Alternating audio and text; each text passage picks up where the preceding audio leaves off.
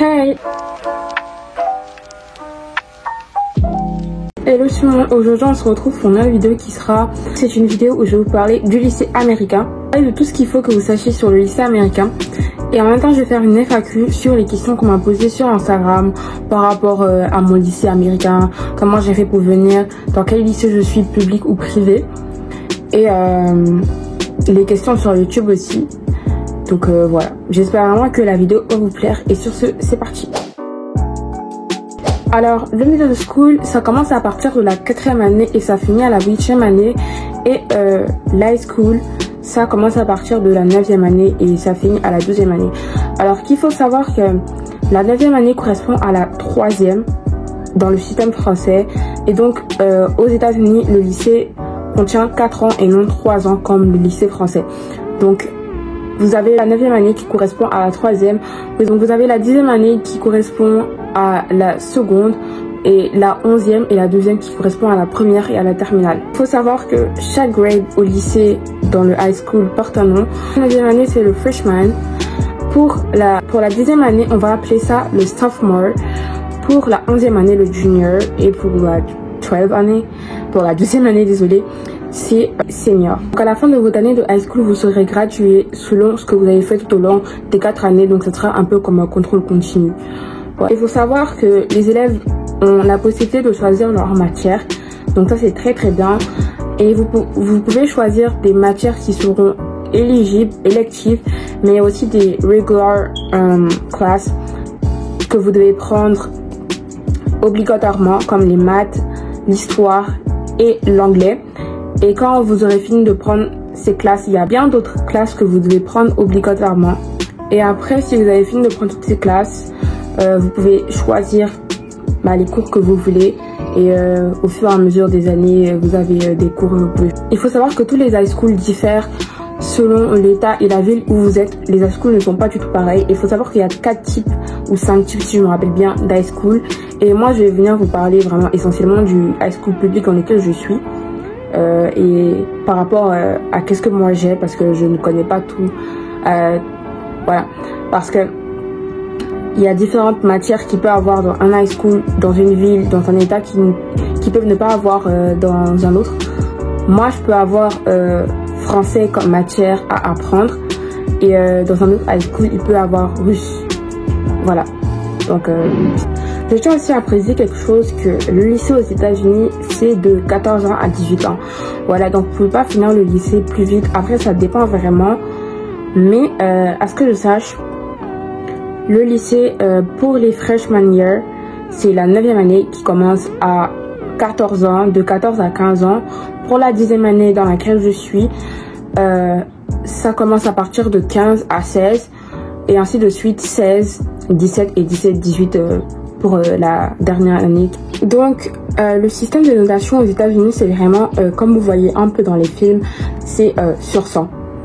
C'est sur 100, donc 98 sur 100, des pourcentages plutôt. Et voilà. Donc c'est vraiment un pourcentage sur 100.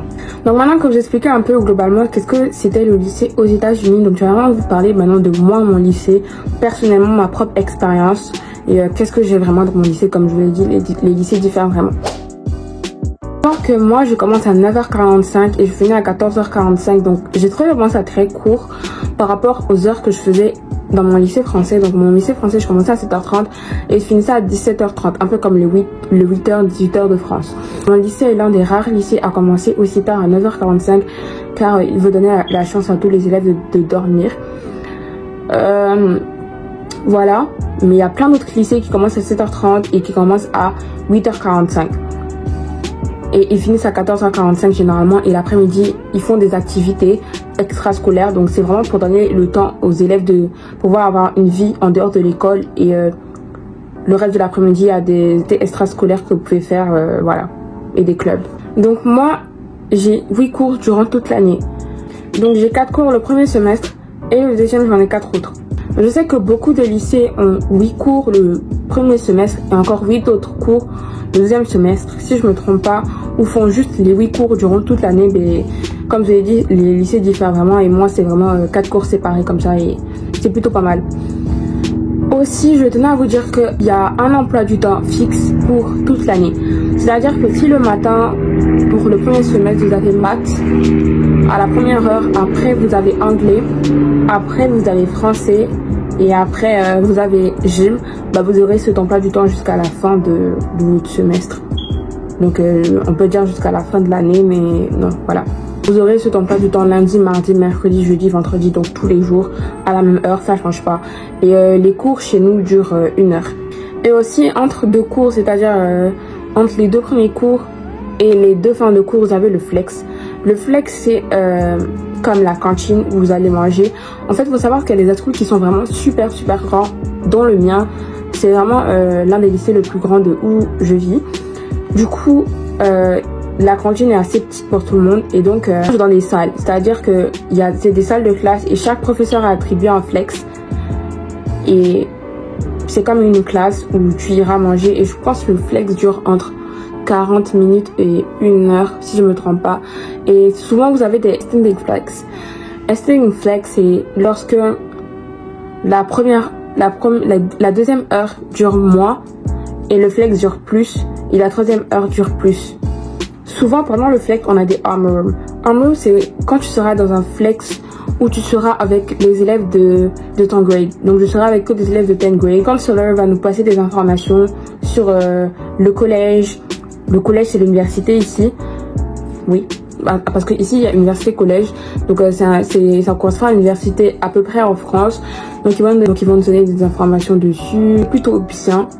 Il faut savoir que aussi dans toutes nos classes, on n'est pas avec des élèves de notre grade. On est mélangé avec des 12e années, de la 9e à la 12e. Donc j'ai beaucoup plus d'amis de 11e et de 12e que de mon grade parce que on est vraiment mélangés. Et c'est ça le truc, c'est que vous prenez des classes, vous changez de grade et vous pouvez être avec des gens de 9e année alors que vous êtes en 12e.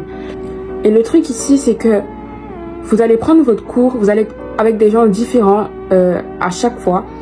Et donc ici, il n'y a vraiment pas la communauté comme vous allez être dans une même classe jusqu'à la fin de l'année avec des gens. Vous allez vraiment avoir au moins 8 différentes classes avec 8 différents groupes de personnes et des gens de pas du même grade que vous. Donc c'est vraiment, je prends mon cours et je me barre. Voilà. Donc on m'a posé la question, est-ce que je suis passée par un organisme et comment ça s'est passé pour le visa, etc. Et dans la même occasion, est-ce que je suis dans une famille d'accueil? Alors non, je ne suis pas passée par un organisme. Faut que vous sachiez que j'ai la nationalité américaine. Du coup, je suis venue de moi-même et j'ai de la famille ici. Du coup, ça a été beaucoup plus facile pour moi. Et donc voilà, donc je ne répondrai pas à toutes les questions qui suivent, etc. parce que je ne suis pas venue avec un organisme. Je pense que vous pouvez trouver plein de vidéos sur comment faire pour venir avec un organisme sur YouTube. Vous avez juste à taper les lycées américains ou je sais pas quoi et vous allez forcément trouver. J'ai répondu à cette question sur TikTok, je crois. Du coup, je mets mon TikTok par la même occasion ici. Vous pouvez aller me suivre. Je fais des vidéos, des vlogs, Get Ready With Me, Day in My Life. Ceux qui sont vraiment intéressés par qu'est-ce qu'on pourrait faire aux États-Unis, etc. Un peu suivre ma vie. Quel était ton niveau d'anglais et est-ce que j'ai bien pu parler avec eux? Alors, pour cette question, il faut savoir que j'étais très nulle en anglais. Pour ceux qui me connaissent savent. Enfin, j'étais pas nulle dans le sens où je connaissais rien. Je connaissais des mots parce que j'ai fait l'anglais depuis le primaire. Mais bizarrement, tous ceux qui font l'anglais depuis le primaire, la plupart, juste en classe, ne sont pas très forts. À part ceux qui sont vraiment intéressés par l'anglais et qui partent apprendre d'eux-mêmes chez eux. Et c'est généralement ceux-là qui sont les plus forts en cours. Donc il faut savoir que j'étais juste nulle. J'étais pas nulle, mais j'étais pas vraiment très forte. Je savais pas vraiment parler en anglais, etc. L'accent, enfin bon, j'avais un peu l'accent, on va dire ça parce que j'ai le sang américain. Bref, mais voilà, j'étais plutôt nulle. Du coup, quand je suis venue, faut savoir que comme tout le monde, il y avait le stress pour parler, etc. Donc c'était un peu vraiment compliqué. Bon, pas très compliqué. Genre, je traduisais souvent si je voulais dire quelque chose que je connaissais pas et je montrais, j'avais peur de lire pour me tromper. Des fois, à mesure, j'ai commencé à prendre confiance. Donc, pour tous ceux qui veulent parler anglais et qui sont déjà dans un pays où on parle anglais, donc je conseille vraiment de parler. Parce que c'est en parlant que ça va venir en fait. Et à force de toujours entendre l'anglais, toujours parler en anglais, tout ce que vous faites en anglais, ça va forcément venir. Donc aujourd'hui, 8 mois après, je parle anglais, voilà. J'ai pas fini de tout apprendre, on va pas se mentir.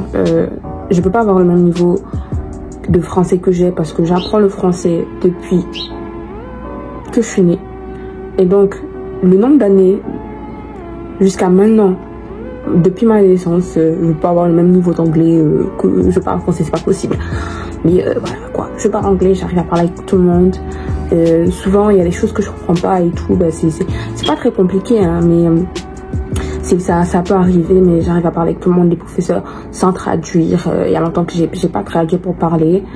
Et puis voilà, on m'a demandé est-ce que si on parle pas anglais, est-ce qu'on peut toujours venir. Comme j'ai dit, je parlais pas anglais. J'ai savoir que je suis dans une classe ILL. Il y a plein d'étudiants dans mon école qui ne parlent pas anglais. Ça, je vous l'ai dit, il y a des Espagnols, il y a des je sais pas, plein d'autres élèves de plein d'autres continents qui sont là, qui ne parlent pas bien anglais.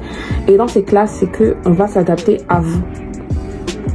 Et c'est un programme où il y a différents niveaux d'anglais. Moi, je suis dans l'anglais 200B, c'est-à-dire que mon niveau d'anglais, genre, il y a plusieurs niveaux. Et donc si premièrement tu prends le niveau 100, après tu prends le niveau 150A, le niveau 150B, le niveau 200 et le niveau 200B, au fur et à mesure tu fais des tests pour voir si ton anglais s'est amélioré. Et si ça a amélioré, tu changes de niveau. Et moi m'a changé de niveau parce que vous voyez, je suis trop forte. Donc je sais pas si c'est pareil partout, mais il y a des programmes comme ça. Est-ce que tu as des cahiers pour écrire? Alors, je n'écris pas, je n'apprends pas généralement de leçons. Enfin, je sais pas comment ça se fait, mais genre, tout se fait en classe. Et nous, on a des ordinateurs. Du coup, c'est pas comme ça pour tout le monde. Mais nous, dans mon école, on a des ordinateurs qui sont fournis par l'école. Et aussi, la nourriture pour manger à midi est fournie par l'école. Voilà, on n'a pas besoin de payer. Est-ce que tu as dû redoubler? Pas que j'ai dû redoubler, mais je suis à mon niveau ici. Comment dire que... En fait, il faut savoir que je devais passer en première quand j'étais dans le système français. Mais ici, la première commencement à la 11e grade, moi je suis en 10th grade. Donc c'est comme si normalement je suis en Rose seconde. Mais ici c'est de 15 à 16 ans. Parce que quand je me suis inscrite, j'avais pas encore 16 ans, j'avais 15 ans. Du coup c'est de 15 à 16 ans. Enfin j'allais avoir 16 ans. Donc c'est comme ça, donc je dois être en 10th grade. Mais si j'avais déjà 16 ans et j'allais avoir 17 ans, avant que l'école commence, j'aurais été en 11e grade. Donc vu que moi je suis venue en retard cette année et j'ai pas fait la 9e année, donc ils m'ont donné que des cours obligatoires. Donc cette année moi j'ai pas choisi, mais les cours que j'ai actuellement sont anglais en première heure, après GSJ, après j'ai le flex pour manger, après j'ai maths en B parce que j'ai pris maths en A au premier semestre, et pour finir j'ai histoire des États-Unis. Donc quand j'étais venue la première période, le premier semestre, j'avais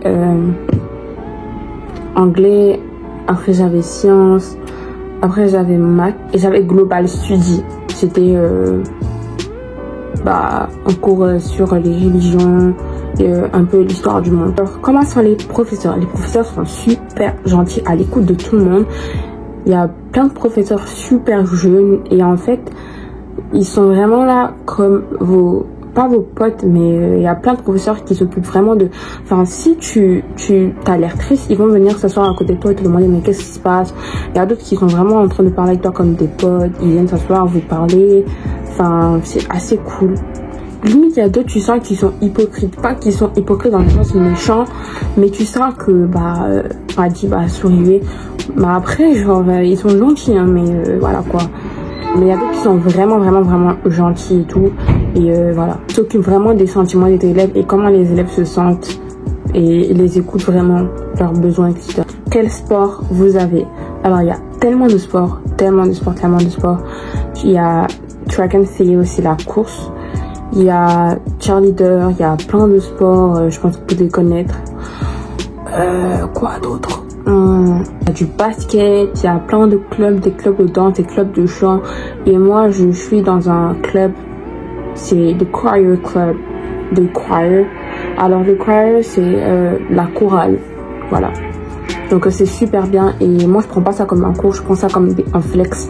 Donc c'est genre j'ai ça le jeudi ou le mardi et donc en mangeant, quand j'ai fini de manger, ben, on va s'entraîner, etc. Et on a des répétitions et des prestations. Donc c'était pas dur pour m'adapter. Il faut savoir que les Américains sont super avenants, ils discutent avec tout le monde. Et voilà, mais les Américains, c'est super dur pour se faire des potes parce que, genre vraiment typiquement américains, pas des étrangers. Car, pas qu'ils sont pas, mais déjà les classes, t'as pas une classe où t'es avec vraiment des gens jusqu'à la fin de l'année en fait. Pas comme vous avez les mêmes personnes, vous êtes obligé de vous parler après. Mais genre vraiment chacun vient prendre son cours et pas. Si vous avez d'autres questions, n'hésitez vraiment pas dans les commentaires, je répondrai le plus tôt possible avec une autre vidéo et une autre FAQ si vous voulez. Donc j'ai vraiment essayé de répondre à la plupart des questions en globalité.